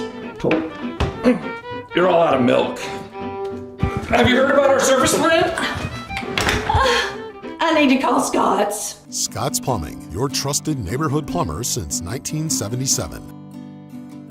Having been in the jewelry industry for a long time in the Knoxville community, I saw a need for a jeweler, a real jeweler. Our ability to do these designs has really been based on the customers bringing new things in and challenging us as a store. Our goal is not to tell anybody what they want.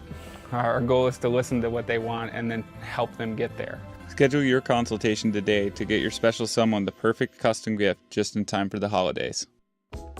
Sports Treasures in North Knoxville is one of the South's largest sports cards and memorabilia dealers, featuring over 10 million sports cards from vintage to modern. Sports Treasures carries a full line of hobby boxes, singles, autographed memorabilia, Tennessee Vol collectibles, fan cave decorations, and so much more. See a museum full of collectibles at Sports Treasures, 4819 North Broadway in Fountain City, and Sports Treasures on Facebook. Sports Treasures, where the real sports fan goes to shop.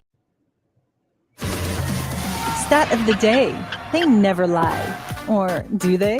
Stat of the day. The Dave Hooker Show with Caleb Calhoun. Off the Hook Sports. Do me a favor, hit that like button, subscribe if you haven't to that point. At what point will there be a second level connector between the net and Neland Stadium? Have you thought about that? I mean, that would actually be kind of cool, but would it be between the hotel and Neland Stadium? I mean, I wouldn't oppose that. I mean, think about it. Like, it's raining. You kind of like want to walk across. Like, what about this? Like, I don't know. I do think this. If they're going to do this, they should also have they have this entertainment district at the above ground. They should do like a tunnel that connects Thompson Bowling to Neland Stadium. Oh, that'd be nice. Underground.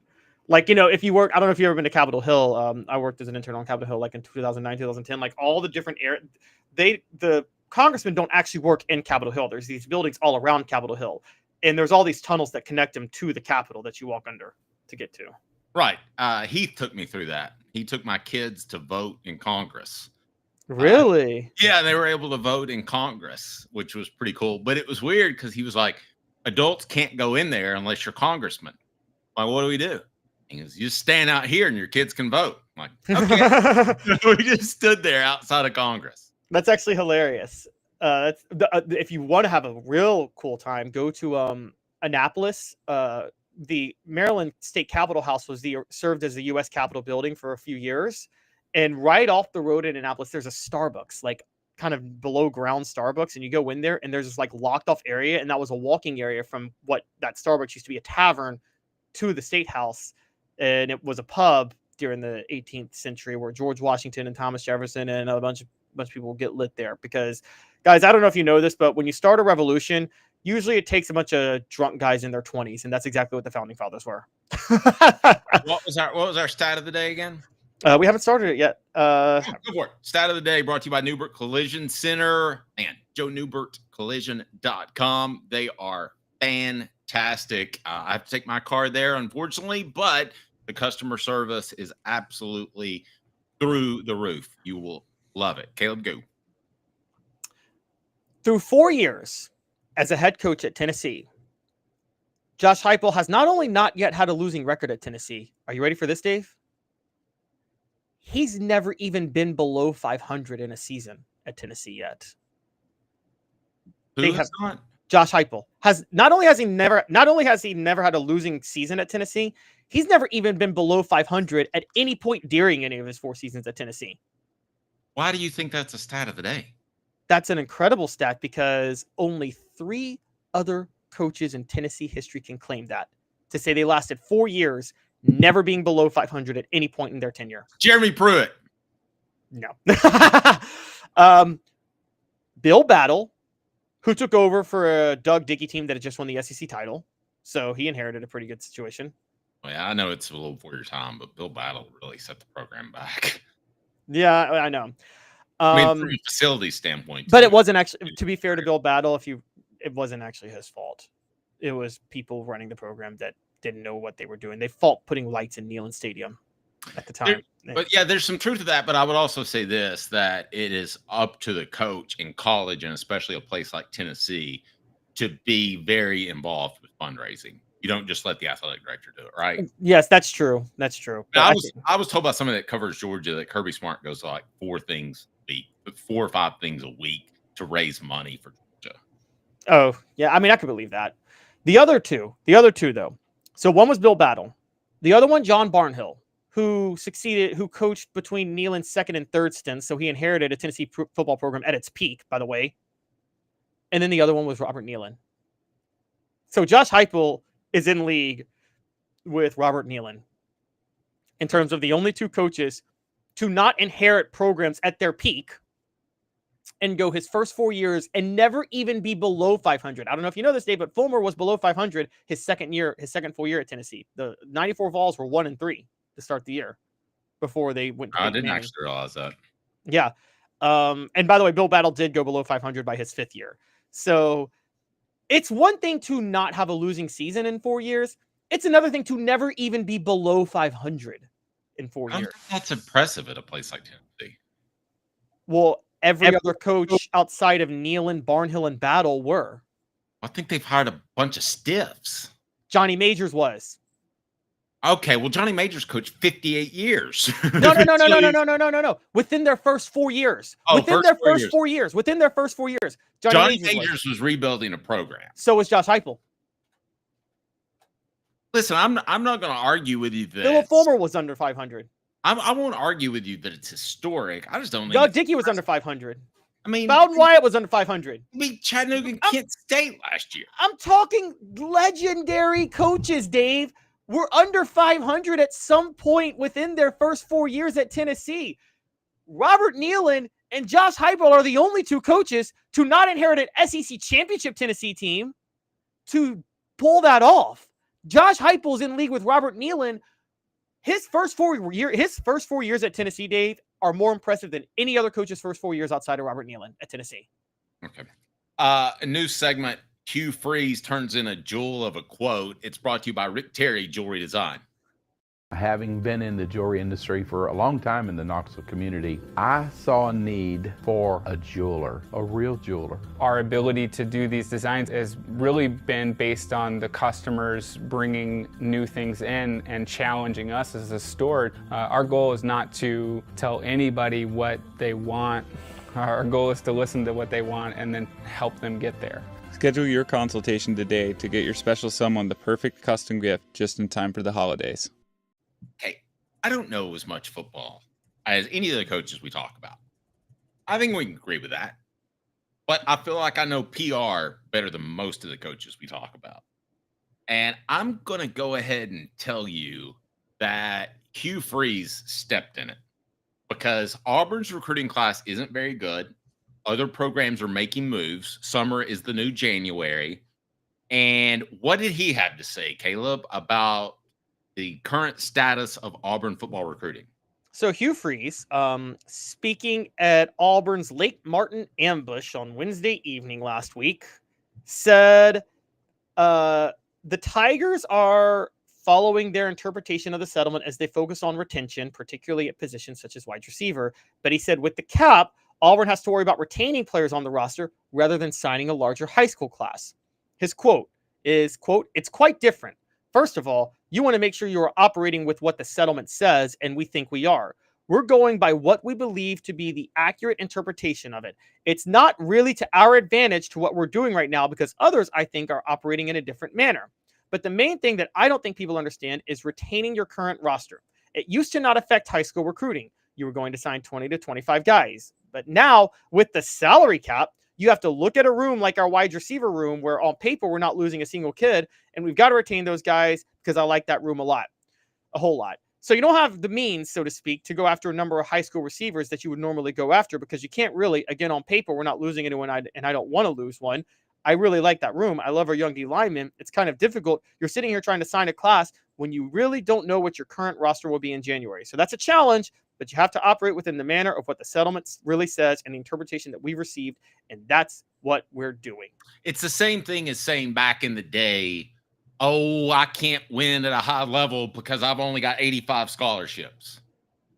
What the H? Everybody has 85 scholarships. Everybody has $20.5 million to spend. It's something you don't say. And I'm going to take this a step further because I've thought this about Hugh Freeze for a while and I haven't said it. You think he's despicable. I don't know that he's despicable. I don't think he's very bright. I don't think you say this publicly. You certainly don't say it at a press conference, but he said it at a booster fund place. And he's got to realize that those quotes can be pulled and used in the media. And if Josh Heupel said this, I would be the first to rip him apart. But Heupel's not an excuse maker. And he's followed a couple of excuse makers, one big one in Butch Jones. But Josh Heupel would never say anything like this. This is pure ignorance. It's pure stupidity. And let's call it what it is. He said it 6 days ago. He's trying to blame deflect for why he's having trouble recruiting, right? Yes. And can I tell you the real reason Hugh Freeze is having trouble recruiting? The real reason that no one's talking about? Yeah, I will add one little thing in there. Not getting the Auburn job really motivated a lot. They're winning some battles against Auburn in recruiting.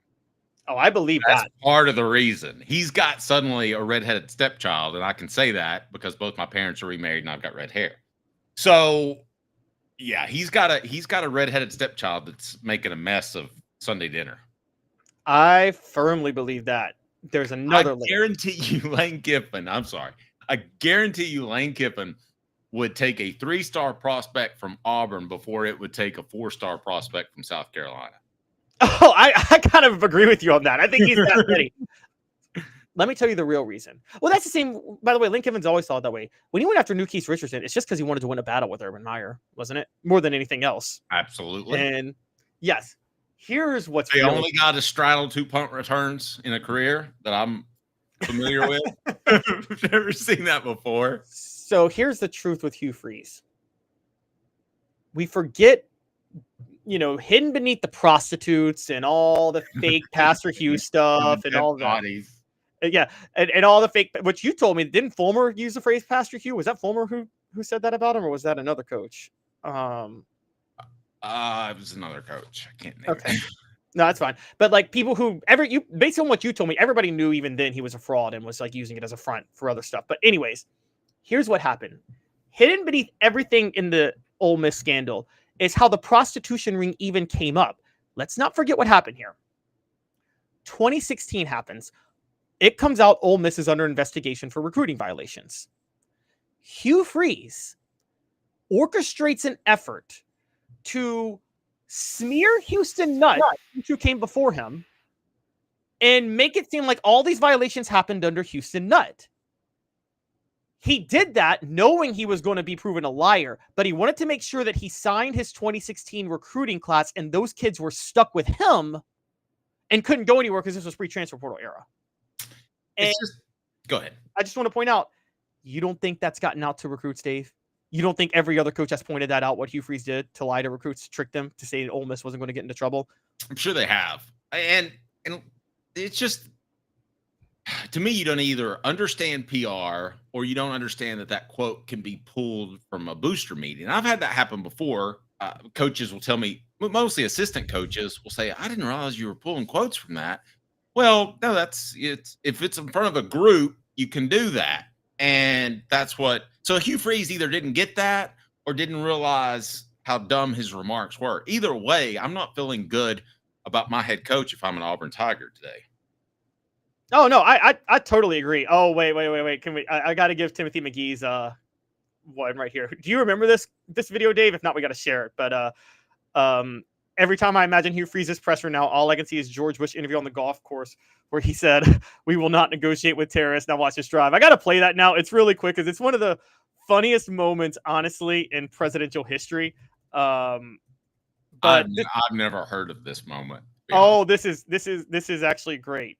All right, I'm gonna play it for you. This is hilarious. By the way, real quick, Unsung says, in other words, how the hell can we afford those prostitutes? That's true. All right, here is George Bush while he was president. Watch this. We must stop the terror. I call upon all nations to do everything they can to stop these terrorist killers. Thank you. Now watch this drive. How have I never seen that? That made my day. Yeah. We gotta stop terrorism. Now y'all watch this drive. I could buy a winning lottery ticket. That would be as good as that. That's very similar. That is. That's Hugh Freeze on the recruiting trail. Hugh Freeze, we gotta go worry about our salary cap, and we're going to get some talent. Now watch me go win this Ryder Cup right here, guys. He's not baptizing my daughters. No. What's happening underneath the water surface can't be good. Yeah. I just, at what point does this actually play against him? Is it this season? Is he looking for a job after this year? Or does he hang on for a couple more? I think he hangs on for a couple more because Auburn was so quick to get rid of Brian Harsin and then really thumb their nose at the SEC to get Hugh Freeze. And I think they're desperate for him to work out. So I think he hangs on. But golly, man, they've had some questionable coaches. You talk about Brian Harsin. I'll even say Pat Dye. I think he won 2 SEC titles, maybe. He won a few in the 80s, but that was when people were sharing SEC titles. Well, yeah, but it just felt like his career stretched on kind of like Johnny Majors. Yeah. And now they've got Freeze. It's just like I scratch my head why Auburn can't hire better talent. Is it just because Alabama's in the state? I think Auburn's always had trouble with that. They've also always made bad hires. I mean, Gus Malzahn, I think, was the best hire they had made, but Gus Malzahn never changed his offense. And also, I think you bring up a good point with Alabama. Gus Malzahn, was at Auburn when Nick Saban was at Alabama and was really rolling. It was really hard to get that talent at the time. So I think they should have stuck with Gus Malzahn, honestly. You have to go to Auburn to truly appreciate that they're equals to Alabama. And traditionally, they might not be. They don't have as many championships. I get that. But when you go to Auburn, I think you said you've been, you realize it is a standalone, awesome SEC school. If it was the only school in the state of Alabama, you'd be like, that's still something to be proud of. But when you just watch on TV, you don't sense the correlation between the two. But I'm telling you, the two campuses are similar, and Auburn blew me away. Oh, Auburn's actually great once you get there. One of the problems was, and by the way, Auburn is just lucky that the SEC was formed in 1933 and not in the 1950s when the Interstate Highway Act was happening. Because for those who don't know, after the Interstate Highway Administration started under Eisenhower, a lot of conferences were formed based on interstate connections and how to get to places. And that's why West Virginia could never get into the ACC. Auburn was formed before that any of that even existed.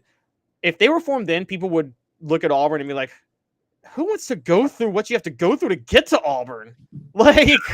True story. You want to hear this true story? I'm going to reveal something that I don't think I've ever revealed publicly. So I was leaving an Auburn football game, Tennessee Auburn, that I covered, and I got funneled the wrong direction in traffic by the police. And suddenly, this is my GPS thing that they gave me with Avis isn't working. And I'm so lost on these 2-lane roads that's dark. I pulled over and cried a little bit. It's like, I'm never going to find my hotel. I'm never going to get home. And sure enough, I eventually did. But let's just point it out. So when you get to Auburn, okay, you take that exit off I-85 to go into town. And that drive from I-85 into the town in Auburn, you might feel like you're going into a horror movie. Like House of Wax style or Texas Chainsaw Massacre, where it's like, I mean, dead serious. No, you're on the dark 2-lane roads, and it's scary because you go, it's not like Atlanta where you go through Marietta and all that. You're bam in that city, and then you're bam out. And if you don't know where you're going, you can get lost and cry. Yes, that's true. Half the reason that I know you say Lane Kiffin may have wanted the Auburn job. I think he's gratefully stayed at Ole Miss. It's not as good of a job as Auburn, but it's not that much worse compared to Alabama or others. And Oxford's such a better place than Auburn. The reason I thought it would be good for Lane Kiffin to get the Auburn job is because it would have been validation for him to get one of the better jobs. I'm not going to say elite jobs, but one of the better jobs in the SEC. It would have been validation for him. And let's be honest, going into his tenure at Ole Miss, I don't feel this way as strongly as I did. But going into his tenure at Ole Miss, didn't you get this feeling that he was going to eventually rub people the wrong way and have to leave? Yeah, I He did. Tennessee, he did it Southern California. Yeah, but I know that Ole Miss has a little bit of an Auburn complex, funny enough, where they're both like saying, we'll throw some things out the window because we want to win and we're desperate to win. I mean, look, they hired Chris Beard after the domestic violence investigation that got Chris Beard fired from Texas in basketball. Now, we don't know what happened. I'm not going to speculate what happened. He could be totally innocent. But I'm saying Ole Miss, but you know this, Dave, 20 years ago, even if it was just the speculation would have made you too toxic to hire for any school in the SEC, right? Yes. And, yeah, Ole Miss was like, yeah, we don't care. And yeah. Adam points out you don't go to Auburn unless you know people in Auburn. That's just a small southern town for you. It's true.